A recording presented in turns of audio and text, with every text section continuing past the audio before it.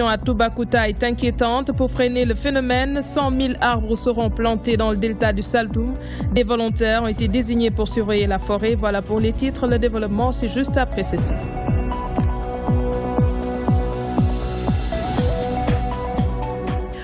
Les enseignants du Grand Cadre et du QSAM se sont revenus à de meilleurs sentiments, même s'ils précisent qu'ils maintiennent leur plan d'action. Une trêve qui a pu être possible grâce aux efforts du médiateur de la République. Alioune Badara Cissé a réussi à convaincre Mamadou Lamine Dianté et ses camarades. La réunion s'est tenue en présence de représentants de khalifes généraux, du président des imams et oulémas du Sénégal et d'autres bonnes volontés. Les précisions de Mansour Sow.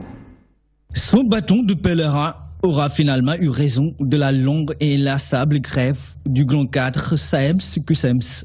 On leur a tordu le bras, on leur a tordu le cou, on leur a brisé la nuque, on a brisé les genoux. Mais finalement, ils ont eu en face d'eux les intérêts du Sénégal et les intérêts de l'éducation, dont la régularité leur incombe d'abord. Nous n'avons pas pu être insensibles à cet appel et à ces engagements. Nous avons pris sur nous de demander à nos camarades de participer à la surveillance de l'épreuve anticipée de philo. Une suspension provisoire qui devrait permettre un bon déroulement des épreuves anticipées de philosophie. Dans les pourparlers, le médiateur de la République a pris l'engagement de se faire l'écho des enseignants auprès du chef de l'État, de son Premier ministre ainsi qu'à toutes les autorités concernées.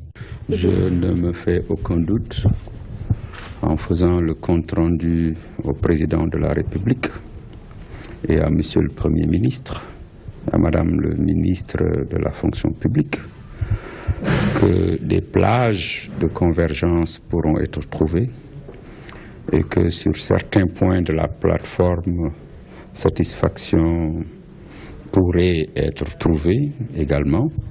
Resteront les gros points à incidence financière.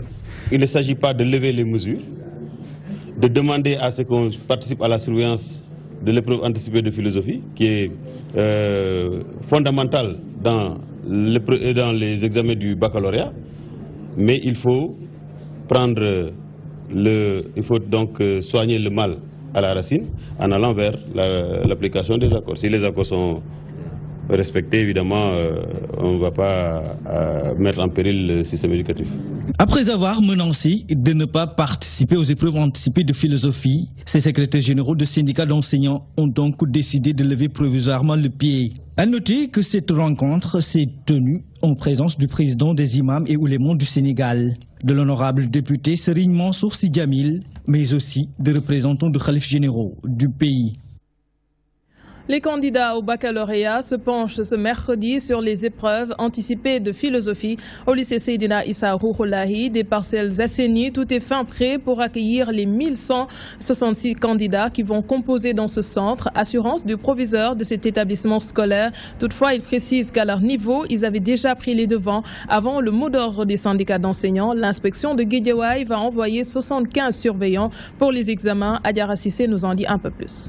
Total, 1166 candidats sont inscrits pour les épreuves anticipées de philosophie au lycée Seydina Issa Rouhoulahi, ex-LPA, un chiffre qui confirme la tenue de ces examens malgré les nombreuses perturbations notées au cours de l'année scolaire. À un certain moment, depuis presque une semaine, nous nous attelons à l'organisation du bac, de l'anticipé de philo. Déjà aujourd'hui, tout le dispositif est prêt. On a mis tous les tables-bancs, le nombre de tables-bancs dans chaque classe, n'est-ce pas? Et nous sommes en train de régler de faire les derniers réglages concernant les copies et les surveillances. Malgré la levée du mot d'ordre par les syndicats pour la surveillance des examens, ici, ils avaient déjà pris les devants. En effet, 75 surveillants ont été envoyés par l'inspection de l'éducation et de la formation de Guédiawaye. Mais nous, à notre niveau, nous avions pris quand même nos dispositions en demandant à l'inspection de l'éducation et de la formation de Guédiawaye de nous donner des surveillants. Ce qu'ils ont fait.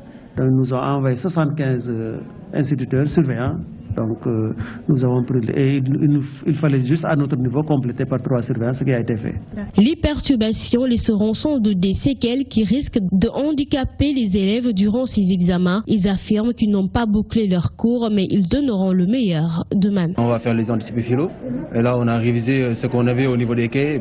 Comme les profs faisaient vraiment là, les grèves en permanence. Donc là, on s'est débrouillé.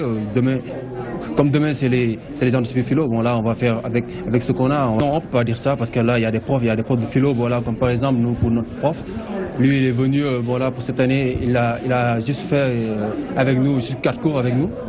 Et le reste c'était juste avec les stagiaires. Vous savez, le niveau des stagiaires, voilà, c'est pas vraiment quelque chose d'extraordinaire. Les épreuves anticipées de philosophie se tiendront ce mercredi sur toute l'étendue du territoire. Malgré le revirement des syndicats d'enseignants, des perturbations menacent le reste de l'année scolaire. À Diourbel, l'inspecteur d'académie rassure parents et élèves que toutes les dispositions seront prises pour une parfaite organisation des anticipés de philosophie. Gana Sène renseigne que même si le mot d'ordre de boycott était maintenu par les syndicats grévistes, l'administration avait déjà pris les devants dans l'académie de Diourbel où beaucoup d'enseignants ont abandonné la lutte. Voici Gana Sène, inspecteur d'académie de Diourbel au micro d'Elage Modougay. À ce niveau, je voudrais vraiment rassurer tous les acteurs de l'éducation, notamment les parents d'élèves et les élèves, pour leur dire qu'il n'y a pas péril en la demeure. Et dans ce domaine précis d'ailleurs, qui est également un indicateur de la mobilisation communautaire, nous avons connu le moins de perturbations possibles dans le département de Mbacké. Le quantum horaire est le meilleur au niveau du département de Mbacké. Donc cela illustre une fois de plus ce que j'ai dit. Mais je puis rassurer tous les acteurs que les examens se tiendront à date échue. Les compositions également se tiendront à date échue et qu'au niveau de Diourbel, il n'y a pas péril en la demeure. Je ne voudrais pas entrer dans les détails, mais le travail technique que nous avons fait, en tout cas, nous rassure et confirme effectivement qu'aujourd'hui, vraiment au niveau de Diourbel, toutes les conditions sont réunies pour un bon déroulement des examens et concours. Le bras de fer entre l'État et les enseignants doit cesser, c'est du moins le souhait du M23. Son coordonnateur demande par ailleurs au gouvernement d'arrêter la répression qu'il exerce sur les enseignants et de respecter ses engagements. Il participait ce mardi à la conférence de presse des enseignants du QSEMS. Mamadou Mboy s'exprime au micro de Abigail. Il y a des dettes qui sont dues aux enseignants qui n'ont pas été payées. Est-ce qu'à partir de ce moment-là, il est possible que dans une république, on se mette à traquer les enseignants, à les humilier par des convocations intempestives au niveau des commissariats, au niveau des gendarmeries, à les diaboliser? Évidemment, c'est là la question. Nous pensons qu'il faut arrêter ces mesures humiliantes, répressives contre le corps enseignant. Je m'adresse à mes camarades que dans la situation, moi j'ai dit avec la COSIDEP et d'autres depuis plus de mois qu'il faut arrêter. On leur a demandé d'arrêter. Parce que nous pensions qu'en arrêtant, évidemment, cela permettrait à la société civile de s'adresser au président et au gouvernement et de leur demander, évidemment, de satisfaire les accords. Et malheureusement, on n'a obtenu ni l'un ni l'autre et on est arrivé dans cette situation. Nous pensons que l'intérêt général commande aujourd'hui l'arrêt de tous ces troubles-là. Je vous l'annonçais en début d'édition, les organisations de défense des droits de l'homme et la famille d'Al-Khali Cissé ont saisi le groupe de travail des Nations Unies pour obtenir la libération de l'ancien député. Cette décision des droits de l'hommiste intervient après ce qu'ils considèrent comme une inertie de l'État du Sénégal face à ce dossier. Al-Khali Cissé a été arrêté au Maroc puis extradé en Arabie Saoudite. Selon Maître Hassan Dioma Ndiaye, la santé du Sénégalais en question n'est pas compatible avec la rigueur de la prison. C'est un travail de Côte d'Injaï. L'ARADO, la Ligue sénégalaise des droits de l'homme et Amnesty International portent l'affaire Al-Khali Cissé devant le groupe de travail des Nations Unies. Cette saisine fait suite à plusieurs interpellations de l'État du Sénégal pour la libération de Al-Khali Cissé, emprisonné en Arabie Saoudite depuis mai 2014. La saisine du groupe de travail, en réalité, c'est pour montrer simplement qu'aujourd'hui les États, s'ils ne jouent pas leur rôle, les citoyens ont d'autres moyens, d'autres canaux. Et les citoyens aujourd'hui ce n'est pas de gaieté de cœur qu'on laisse notre État ici pour aller saisir une autorité étrangère. L'avocat estime que la réouverture de l'affaire Alkali Cissé par la justice saoudienne remet en cause la crédibilité de la justice sénégalaise qui a déjà vidé ce dossier. Dans l'affaire Alkali Cissé, il est indéniable que l'État a failli à tous les niveaux, je l'ai dit. Responsabilité primaire de protection, responsabilité diplomatique et consulaire, mais responsabilité même de veiller à la crédibilité du Sénégal. Parce que cette affaire pose le problème de la crédibilité de la souveraineté nationale. Si notre justice n'est plus souveraine, si ces décisions ne s'imposent plus au sortir de nos frontières, évidemment, ça veut dire que ce n'est pas une justice aux standards internationaux. La fille de l'ancien maire de Niamakuta lance un cri de cœur à l'endroit du chef de l'État Macky Sall pour la libération de son père. 4 années d'attente, d'incertitude, voire d'angoisse de sa famille, de ses parents et des populations qu'il a servi en sa qualité de député, d'élu local à Niamakuta. On demande au président de la République du Sénégal, M. Macky Sall, de s'investir davantage pour un dénouement heureux et rapide de cette affaire. Alkali Cissé est arrêté au Maroc depuis septembre 2012 avant d'être extradé en Arabie Saoudite en mai 2014. Aujourd'hui, ses proches dénoncent une détention arbitraire et exigent sa libération sans condition, d'autant plus que ce dernier souffre de maladies incompatibles avec la détention. Nous restons sur le chapitre judiciaire. L'expérimentation de chambres africaines extraordinaires pour lutter contre l'impunité en Afrique au menu d'un cadre d'échange. L'initiative est de la coalition sénégalaise pour le jugement équitable de Hissène Habré. Il s'agit à travers ce panel de faire un diagnostic des enjeux et perspectives des chambres africaines extraordinaires après le jugement de l'ancien président tchadien. La conférence a été animée par le professeur Matar Kamara, agrégé en droit des universités. Mansour Sow a assisté à la rencontre. La condamnation de l'ancien homme fort de N'Djamena constitue, selon certains droits de l'homiste, un signal fort pour les chefs d'État africains. D'ailleurs, elle est un exemple patent pour lutter efficacement contre l'impunité en Afrique. Le jugement de Hissène Habré constitue un signal fort pour tous les chefs d'État africains qui sont en exercice. Parce que tous doivent se dire aujourd'hui que ce qui est arrivé à Hissène Habré pourrait m'arriver un jour si toutefois je commets des crimes contre l'humanité, des crimes de guerre, des crimes de torture ou des crimes de masse ou bien des crimes sexuels comme les viols. Et donc pour nous, c'est un pas qui a été franchi, mais ce n'est pas encore suffisant. Si tout cela a pu être possible, c'est tout simplement parce qu'il y a eu une série de pressions internationales. Tout a commencé par la saisine des juridictions sénégalaises au début de l'an 2000. La procédure au Sénégal n'a pu prospérer. Par la suite, ce qui s'est passé, c'est que les victimes ont eu la présence d'esprit d'internationaliser leur combat. La justice belge a été saisie, le comité des Nations Unies contre la torture a été saisi. Pour la coalition sénégalaise, pour le jugement équitable de Hissène Habré, il est temps que l'Afrique dispose d'une cour pénale permanente apte à juger les Africains.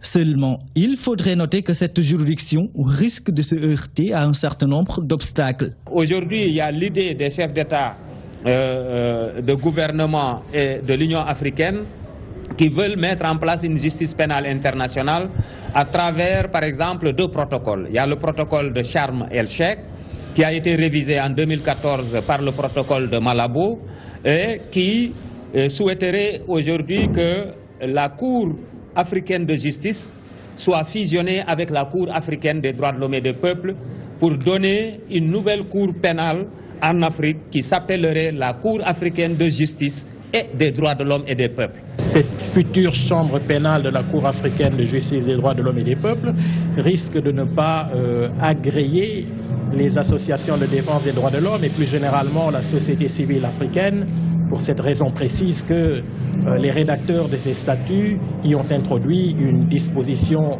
très décriée, une disposition très controversée, et c'est la clause d'immunité qui protège les chefs d'État en exercice, les chefs de gouvernement en exercice, les hauts fonctionnaires des États africains qui sont à l'abri de toute poursuite pénale devant cette future chambre pénale africaine, en tout cas pendant toute la durée où ils resteront en fonction. Les chambres africaines extraordinaires, un coup d'essai qui vaut sans nul doute un coup de maître, même si certains écueils ont été notés au cours du procès de l'ancien président tchadien. Après avoir obtenu gain de cause, la coalition sénégalaise pour le jugement équitable de Hissène Habré ne décolère toujours pas. Elle demande réparation pour les victimes.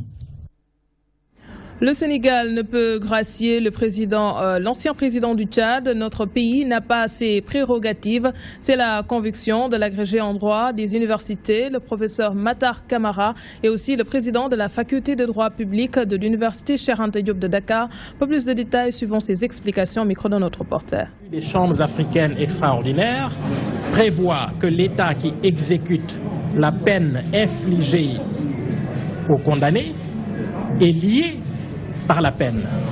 L'État qui exécute la peine est tenu de respecter la peine qui a été prononcée par la Chambre africaine extraordinaire d'assises et éventuellement plus tard par la Chambre africaine extraordinaire d'appel, sachant que les décisions rendues par la Chambre africaine extraordinaire d'appel seront des décisions définitives, ne pouvant faire l'objet d'aucune voie de recours, même extraordinaire.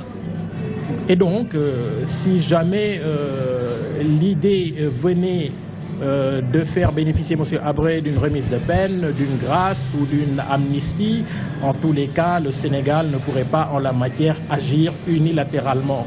Cela ne pourrait se faire que dans le cadre d'un accord négocié, concerté. Cela ne pourrait se faire que de manière coordonnée avec l'Union africaine, en particulier avec la Commission de l'Union africaine qui a été un peu à la base de la création des chambres africaines extraordinaires. Nous changeons de registre. Les acteurs de la filière viande de la SOGAS ont décidé de fédérer leurs forces pour assainir leur milieu, gage d'un développement durable. Le regroupement des professionnels des abattoirs du Sénégal, REPRAS, compte mettre en place un comité de surveillance afin de mettre un terme aux abattages clandestins. Ces professionnels de la viande ont tenu à apporter des éclairages sur l'épisode de la vente de viande d'âne sur le marché. Toutefois, ils demandent aux bouchers d'être plus vigilants. Le REPRAS faisait face à la presse ce matin. C'était en présence de Ababakar Sadir Top. Du développement de l'élevage, c'est le slogan du regroupement des professionnels des abattoirs du Sénégal, REPRAS. Ils appellent à l'unification de l'ensemble des acteurs de la filière viande. Le centre de notre rencontre de ce matin s'inscrit dans le cadre de l'organiser davantage notre filière pour qu'elle soit attractive, attrayante, mais également levier de développement économique et social, mais particulièrement de l'élevage. Ces dernières semaines, notre filière baigne dans la confusion. Je ne reviens pas sur les détails qui ont été dits, mais ce qui nous intéresse, nous, en tant qu'acteurs, nous voulons rassembler l'ensemble des acteurs, parties prenantes, pour qu'on puisse avoir une vision claire, pour jouer notre rôle dans le développement économique sénégal, mais surtout de la filière viande bétail. Les responsables de la SOGAS sont revenus sur le problème des abattages clandestins qui, disent-ils, ont conduit à la circulation de la viande d'âne. On abat des ânes parce qu'il fait partie du texte. Mais ces ânes qu'on abat au niveau des abattoirs est destiné à la consommation des chiens de la gendarmerie, des chiens des particuliers et effectivement des animaux qui sont au niveau du parc de Hann. Et d'ailleurs, depuis des années, ça existe. Mais c'était un volume très bas, 2 à 3, 5, 10 peut-être par jour, par semaine. Ce qui a amené tout ce tollé-là, c'est qu'il y a effectivement un abattage, un volume très élevé et qui concernait des opérateurs étrangers. Alors, finalement, quand les gens ont l'information, il y a eu de l'intoxication. Mais j'assure les Sénégalais que dans le marché sénégalais, qu'ils soient aux abattoirs, qu'ils soient dans les marchés, il n'y a pas de viande d'âne. Les acteurs de la filière viande rappellent à leur ministre de tutelle de respecter son engagement. Nous avons tenu un atelier à Stali il y a un an de cela. La revendication principale des acteurs, c'était un cadre de concertation national qui permettrait aux acteurs de parler le même langage, d'être d'accord sur l'essentiel. Et depuis lors, on ne voit pas effectivement des actes posés pour nous rassurer. C'est pourquoi aujourd'hui nous rappelons au ministre que nous sommes pressés d'aller dans ce cadre-là. Aujourd'hui, la filière viande fait un chiffre d'affaires de plus de 70 milliards par an. Un véritable levier économique avec une forte présence des jeunes. Je vous le disais en titre, vous le savez, ce mardi, c'est le premier jour de Ramadan pour la plus grande partie de la communauté musulmane sénégalaise. Mais déjà, la grille de programme des chaînes de télévision change de contenu. L'accent est mis sur le spirituel, un fait qui s'explique selon certains directeurs de programme par les exigences du mois béni de Ramadan. Toutefois, il faut souligner que ce changement attire les sponsors. Cette Dioptal a fait le tour de quelques organes de presse. Regardez. Le mois de Ramadan Considéré comme un moment de dévotion, de prière, mais aussi de changement de comportement.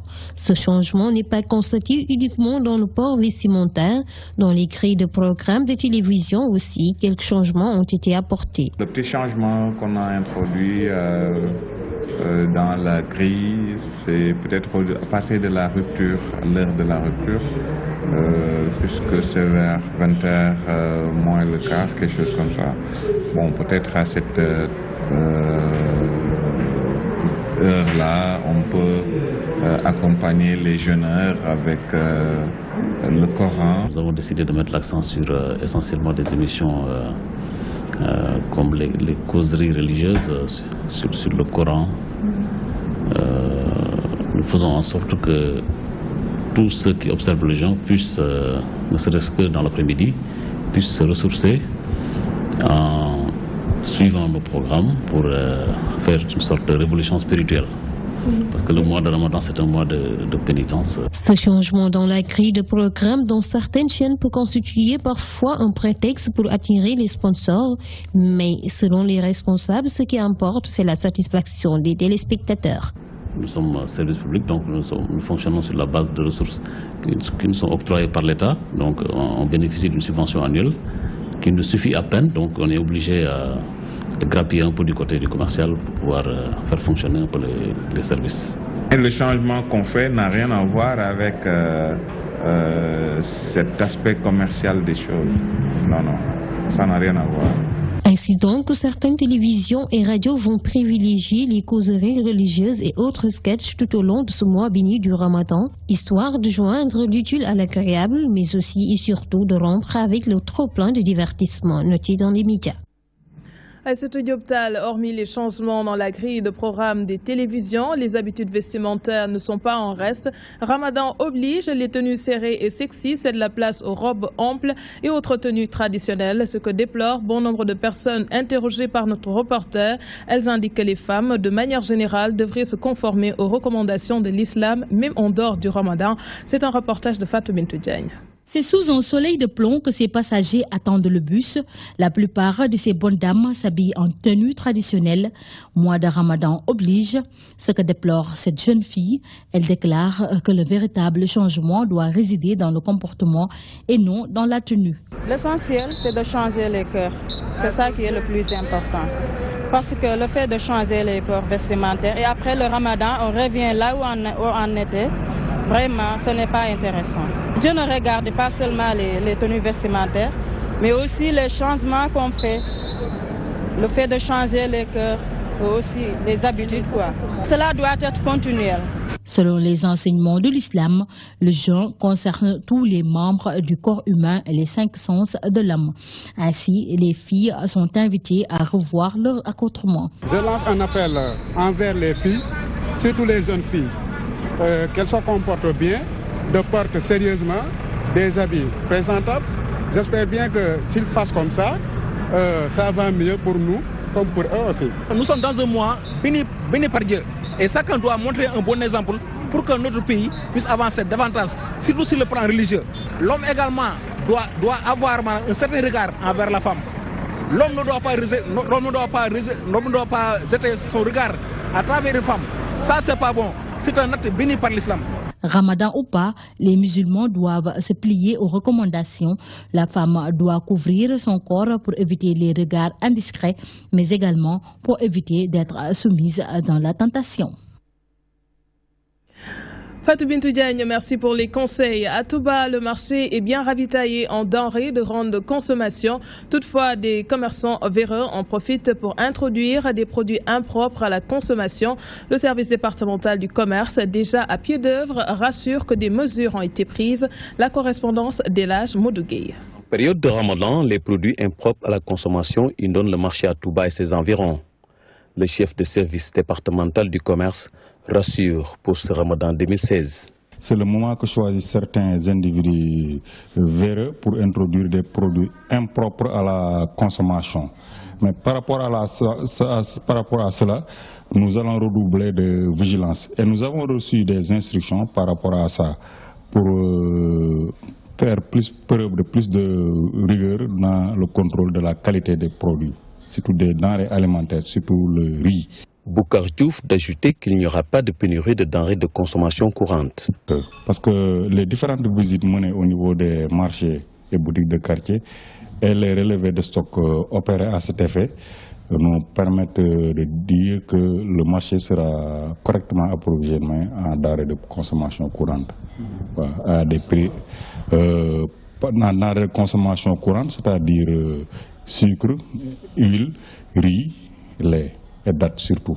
Pourtant, les dattes se font désirer dans certains endroits du marché Ocase de Touba. Les dattes, ça coûte 7200, mais le stock est fini.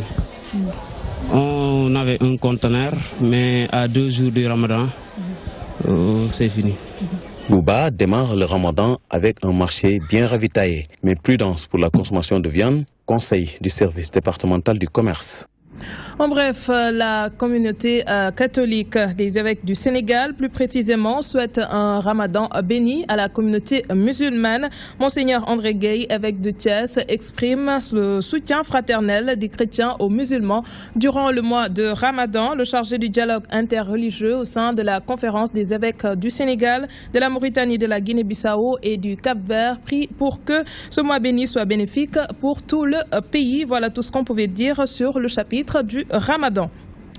Nous allons maintenant à Mbour. Les jeunesses républicaines de la localité se sont penchées sur la place du plan Sénégal émergent, de Mbour plutôt, dans le plan Sénégal émergent. Différents thèmes ont été débattus lors de cette rencontre et tournent autour du tourisme, de la pêche et du transport. Les jeunes de la paire se disent satisfaits des projets du PSE destinés au département de Mbour. Cheikh Issa Sall est le directeur de l'ADM. Il est interrogé par Mamadou Diop. Sur les 3 domaines qui ont été traités, il a été montré que Mbour occupe une place de choix dans le plan Sénégal émergent. Pour le tourisme, on peut dire que sur les projets phares du plan Sénégal émergent, pratiquement 95% des projets